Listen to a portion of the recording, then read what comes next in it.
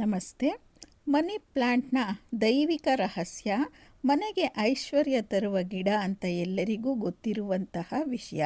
ನಮ್ಮ ಮನೆಯಲ್ಲಿರುವ ಈ ಒಂದು ಸಣ್ಣ ಹಸಿರು ಗಿಡ, ಆ ಗಿಡ ಕೇವಲ ಅಲಂಕಾರಕ್ಕೆ ಅಲ್ಲ, ಅದರೊಳಗಿನ ದೈವಿಕ ಶಕ್ತಿ ಎಲ್ಲಿ ಯಾವ ರೀತಿ ನಮಗೆ ಗೊತ್ತಾಗುತ್ತೆ ಅಂತ ನಾವು ಇವತ್ತು ತಿಳ್ಕೊಳ್ಳೋಣ. ಮನಿ ಪ್ಲ್ಯಾಂಟ್, ಈ ಗಿಡ ಮನೆಯಲ್ಲಿದ್ದರೆ ಲಕ್ಷ್ಮೀದೇವಿಯ ಕೃಪೆ ಹೆಚ್ಚಾಗುತ್ತದೆ ಅಂತ ನಾವೆಲ್ಲ ನಂಬ್ತೀವಿ. ನಕಾರಾತ್ಮಕ ಶಕ್ತಿ ದೂರವಾಗುತ್ತೆ, ಸಕಾರಾತ್ಮಕತೆ ಆಕರ್ಷಣೆಯಾಗುತ್ತೆ, ಧನಾಕರ್ಷಣೆ ಎಲ್ಲವನ್ನ ನಾವು ನಂಬ್ತೀವಿ. ಅಷ್ಟೇ ಅಲ್ಲ, ಕಳಸಕ್ಕೆ ಇದರ ಎಲೆಯನ್ನು ಇಟ್ಟರೆ ಲಕ್ಷ್ಮಿ ನಮ್ಮ ಮನೆಯಲ್ಲಿ ಶಾಶ್ವತವಾಗಿ ನೆಲೆಸುತ್ತಾಳೆ. ಇದು ಲಕ್ಷ್ಮಿಯ ಎಲೆ. ಅಂದರೆ ಮನಿ ಎಂದರೆ ಹಣ.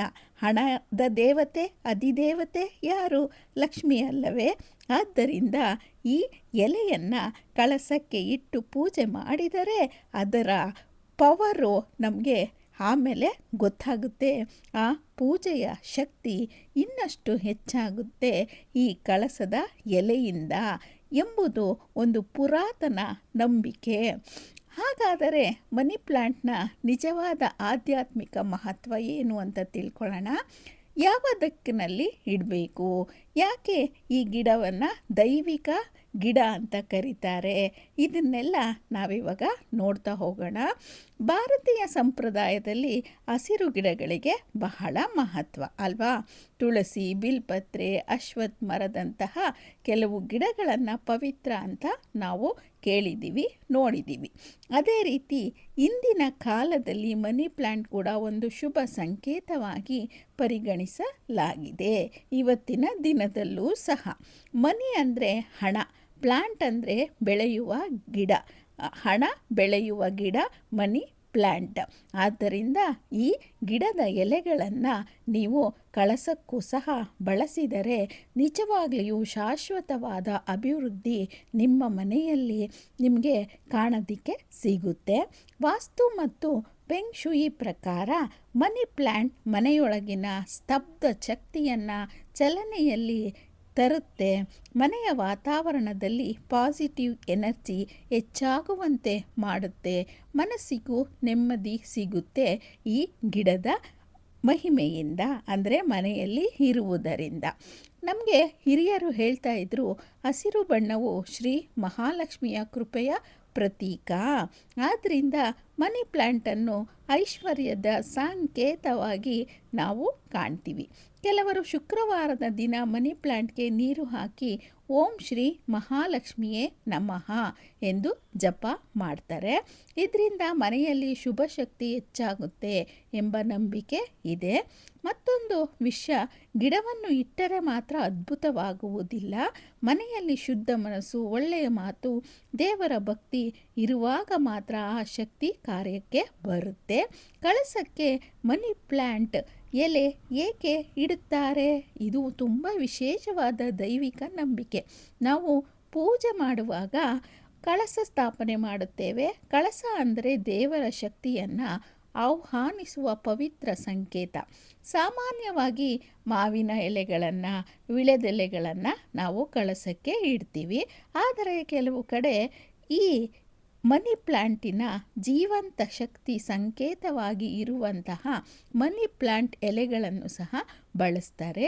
ಈ ಗಿಡ ನೀರಿನಲ್ಲಿ ಕೂಡ ಬದುಕುತ್ತೆ, ಜೀವಶಕ್ತಿಯ ಪ್ರತೀಕ ಎಂದು ಹೇಳ್ತಾರೆ. ಕಳಸದಲ್ಲಿರುವ ನೀರು ಪಂಚಭೂತಗಳ ಶಕ್ತಿ ಎಂದು ಪರಿಗಣಿಸಲಾಗುತ್ತೆ. ಆ ನೀರಿನೊಂದಿಗೆ ಹಸಿರು ಎಲೆ ಸೇರುವಾಗ ಮನೆಗೆ ಚೈತನ್ಯ, ಶಾಂತಿ, ಸಮೃದ್ಧಿ ಬಂದೇ ಬರುತ್ತೆ. ಕೆಲವರು ಮಹಾಲಕ್ಷ್ಮಿಯ ಪೂಜೆ ಅಥವಾ ಶುಭ ಕಾರ್ಯಗಳಲ್ಲಿ ಮನಿ ಪ್ಲ್ಯಾಂಟ್ನ ಸಣ್ಣ ಎಲೆಯನ್ನು ಕಳಸದ ಹತ್ತಿರ ಇಡುತ್ತಾರೆ. ಅದರಿಂದ ನಮ್ಮ ಮನೆ ಅಭಿವೃದ್ಧಿಯಾಗುತ್ತೆ. ಐಶ್ವರ್ಯದ ಅಭಿವೃದ್ಧಿ, ನಿರಂತರ ಶುಭ, ಇವುಗಳ ಸಂಕೇತ ಅಂತ ಇದನ್ನು ಕಳಸದ ಹತ್ತಿರ ಯೂಸ್ ಮಾಡ್ತಾರೆ, ಅಂದರೆ ಇಡ್ತಾರೆ. ದಕ್ಷಿಣ ಪೂರ್ವ ದಿಕ್ಕು ಅತ್ಯುತ್ತಮ ದಿಕ್ಕು, ಐಶ್ವರ್ಯ ಮತ್ತು ಶುಕ್ರ ಗ್ರಹಕ್ಕೆ ಸಂಬಂಧಿಸಿದೆ ಎಂದು ನಂಬುತ್ತಾರೆ. ಒಣಗಿದ ಎಲೆಗಳನ್ನು ಕೂಡ ತೆಗೆದುಹಾಕಬೇಕು, ಏಕೆಂದರೆ ಒಣಗಿದ ಗಿಡ ನಿಲ್ಲಿದ ಶಕ್ತಿಯ ಸಂಕೇತ ಎಂದು ಹೇಳ್ತಾರೆ. ಅಂದರೆ ಹಾಂ, ನಮಗೆ ಸಕಾರಾತ್ಮಕ ಶಕ್ತಿ ಬೇಕು ಅಂದರೆ ಈ ಹಣ್ಣೆಲೆಗಳನ್ನು ನಾವು ತೆಗೆದುಹಾಕಬೇಕು. ಆಗ ಸಕಾರಾತ್ಮಕತೆ ಅಲ್ಲಿ ನೆಲೆಸುತ್ತೆ. ಮನಿ ಪ್ಲ್ಯಾಂಟ್ ನೆಲಕ್ಕೆ ಹಬ್ಬದಂತೆ ನೋಡ್ಕೋಬೇಕು. ಅಂದರೆ ಕೆಳಕ್ಕೆ ಅದು ಬರಬಾರ್ದು, ಮೇಲೇ ಅದು ಹೋಗ್ತಾ ಇರಬೇಕು. ಆಗ ನಮ್ಮ ಮನಸ್ಸಿಗೆ ಶಾಂತಿ, ಮನೆ ಅಭಿವೃದ್ಧಿನೂ ಸಹ ಆ ಪ್ಲ್ಯಾಂಟು ಯಾವ ರೀತಿ ಎತ್ತರಕ್ಕೆ ಬೆಳೀತಾ ಇರುತ್ತೋ ಆ ರೀತಿ ಎತ್ತರವಾಗಿ ನಾವು ಸಹ ಸಮೃದ್ಧಿಯನ್ನು ಹೊಂದುತ್ತೀವಿ, ಗೌರವವನ್ನು ಪಡ್ಕೋತೀವಿ, ಮನೆಯಲ್ಲಿ ಶಾಂತಿ ನೆಲೆಸುತ್ತೆ ಅಂತ ಎಲ್ಲರೂ ನಂಬಿದ್ದೀವಿ. ಮನಿ ಪ್ಲ್ಯಾಂಟ್ ಕೇವಲ ಒಂದು ಗಿಡ ಅಲ್ಲ, ಅದು ಬೆಳವಣಿಗೆಯ ಸಂಕೇತ. ನಾವು ನಮ್ಮ ಅಭಿವೃದ್ಧಿಯನ್ನು ಅದರಲ್ಲಿ ನಾವು ನೋಡಬಹುದು. ಪಾಸಿಟಿವ್ ಎನರ್ಜಿಯನ್ನು ಸಹ ಅದು ಕೊಡುತ್ತೆ, ಐಶ್ವರ್ಯದ ಸಂಕೇತ. ಇದು ಪ್ರಕೃತಿ ದೈವಿಕ ನೆನಪು, ಅಂದರೆ ಪ್ರಕೃತಿಯಲ್ಲಿ ಒಂದು ದೈವಿಕ ನೆನಪು ಇದು. ನಮ್ಮ ಮನೆಯಲ್ಲೂ ಮನಿ ಪ್ಲ್ಯಾಂಟ್ ಇದೆ, ನಿಮ್ಮ ಮನೆಯಲ್ಲೂ ಇದೆಯಾ? ಅದನ್ನು ಯಾವ ಜಾಗದಲ್ಲಿ ಇಟ್ಟಿದ್ದೀರಾ ಅಂತ ಹೇಳಿಬಿಟ್ಟು ಕಾಮೆಂಟಲ್ಲಿ ತಿಳಿಸಿ. ಈ ವಿಡಿಯೋ ಇಷ್ಟ ಆಗಿದರೆ ಒಂದು ಲೈಕ್ ಮಾಡಿ, ಶೇರ್ ಮಾಡಿ, ಕಮೆಂಟ್ ಮಾಡಿ. ನಮ್ಮ ಚಾನಲನ್ನು ಸಬ್ಸ್ಕ್ರೈಬ್ ಮಾಡೋದನ್ನು ಮರೆಯಬೇಡಿ. ಧನ್ಯವಾದಗಳು. ಈ ರೀತಿ ನಾವು ಮನಿ ಪ್ಲ್ಯಾಂಟನ್ನು ಮನೆಯಲ್ಲಿ ಬೆಳೆಸುವುದರಿಂದ ಎಷ್ಟು ಉಪಯೋಗ ಇದೆ ಮತ್ತು ಆ ಎಲೆಯನ್ನು ಕಳಸಕ್ಕೆ ಇಡುವುದರಿಂದ ನಮ್ಮ ಮನೆಯಲ್ಲಿ ಶಾಂತಿ, ನೆಮ್ಮದಿ, ಸಕಾರಾತ್ಮಕತೆ, ಐಶ್ವರ್ಯ ಇಂಪ್ರೂವ್ ಆಗುವಂಥದ್ದು.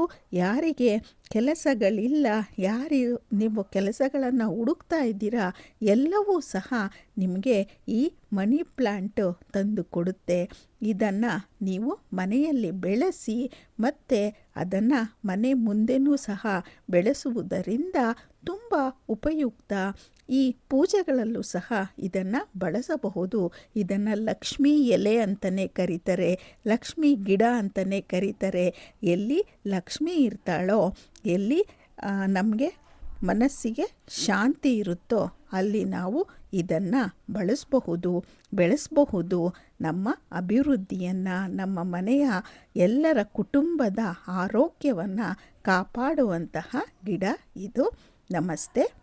ಈ ಸಲ ನೀವು ವರಮಹಾಲಕ್ಷ್ಮಿ ಹಬ್ಬದಲ್ಲಿ ಈ ಎಲೆಗಳ ಉಪಯೋಗ ಮಾಡಿ ನಿಮ್ಮ ಮನೆಯನ್ನು ಸಹ ಲಕ್ಷ್ಮಿ ಅಭಿವೃದ್ಧಿಯನ್ನು ಹೊಂದುತ್ತಾಳೆ ಅಂತ ನೀವು ಸಹ ಅನುಭವಿಸಬಹುದು ಅದರ ಮಹತ್ವವನ್ನು. ಈ ವಿಷಯ ನಿಮಗೆ ಇಷ್ಟ ಆಯಿತು ಅನಿಸುತ್ತೆ. ಮತ್ತೊಂದು ವಿಶೇಷವಾದ ವಿಡಿಯೋದೊಂದಿಗೆ ಸದ್ಯದಲ್ಲಿಯೇ ನಾನು ನಿಮ್ಮನ್ನು ಭೇಟಿ ಮಾಡ್ತೀನಿ. ನಮಸ್ತೆ. ಯಾರೂ ಸಹ ಮರೆಯದೆ ಮನಿ ಪ್ಲ್ಯಾಂಟನ್ನು ನಿಮ್ಮ ಮನೆಯ ಮುಂದೆ ಒಂದು ಚಿಕ್ಕ ಬಾಟಲಿನಲ್ಲಿ ಇಟ್ಟರೂ ಸಾಕು, ನೀರು ಹಾಕಿ ಅದ್ರ ಪಾಡಿಗೆ ಅದು ಬೆಳೆಯುತ್ತೆ. ನಿಮ್ಮ ಮನೆ ಸಹ ಸಕಾರಾತ್ಮಕತೆಯಿಂದ ಕೂಡುತ್ತೆ. ಇದರ ಮಹಿಮೆಯನ್ನು ತಿಳಿಯಿರಿ, ಅನುಭವಿಸಿರಿ.